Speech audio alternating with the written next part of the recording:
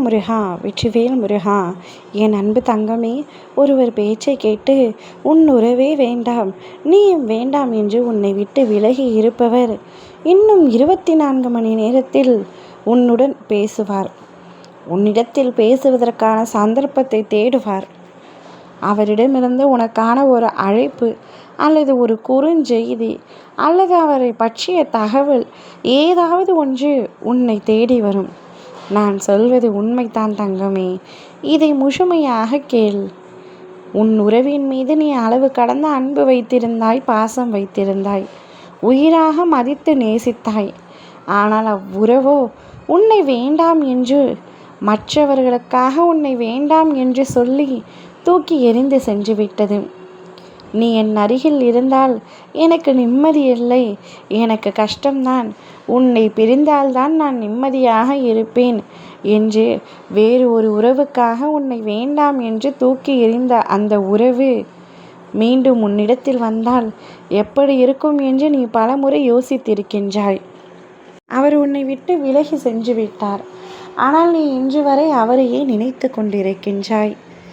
இப்படி வாழ்க்கையில் தூக்கி எறிந்தவர்களை இன்னும் எத்தனை நாட்களுக்குத்தான் நீ நினைத்து கொண்டிருப்பாய்? எப்பொழுதும் ஒரு பொருள் உனக்கில்லை என்று தெரிந்தவுடன் அதனை விட்டு விலகி விடுவதுதான் நல்லது. இப்படி தூக்கி எறிந்தவர்களை கூட இன்னும் மனதில் சுமந்து கொண்டு அவர்களுக்காக நீ மற்றவர்களை கஷ்டப்படுத்துவது எந்த விதத்திலும் நியாயமில்லை. உன்னை வேண்டாம் என்று ஒதுக்குபவர்கள் உனக்கும் தேவையில்லை என்று தானே நினைக்க வேண்டும். பாசம் அதிகமாக வைத்து விட்டேனப்பா, மறப்பது கடினமாக இருக்கின்றது, நினைக்காமல் இருக்கவும் முடியவில்லை, வலி நிறைந்த வாழ்க்கை, சொல்ல வார்த்தைகள் இல்லையப்பா என்று கூறுகின்றாய். உன்னுடைய மனம் படும் பாடு எனக்கு புரிந்துத்தான் அவரை உன்னிடத்தில் வர வைக்கப் போகின்றேன். ஆனால் அவரை நீ ஏற்றுக்கொள்ள வேண்டும் என்று நான் ஒரு கணமும் கூற மாட்டேன். இன்று உன்னை வேண்டாம் என்று தூக்கி எறிந்தவர் இப்பொழுது உன்னை தேடி வரலாம்.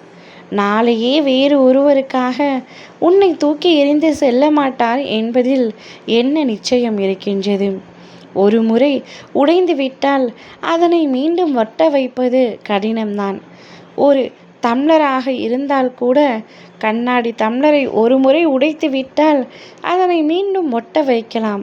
ஆனால் அது பழைய நிலைக்கு திரும்பாது. உடைந்ததுதான்.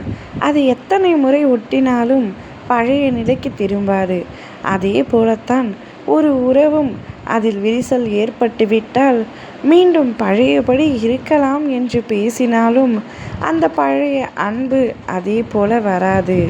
உடைந்த மனம் உடைந்ததுதான். இருந்தாலும் உன்னை தேடி வரும் உறவை ஏற்றுக்கொள்வதும் ஏற்றுக்கொள்ளாததும் உன்னுடைய விருப்பம்தான் தங்கமே. ஆனால் விலகிய உறவு நிச்சயம் உன்னை தேடி வரும் தருணம் இது.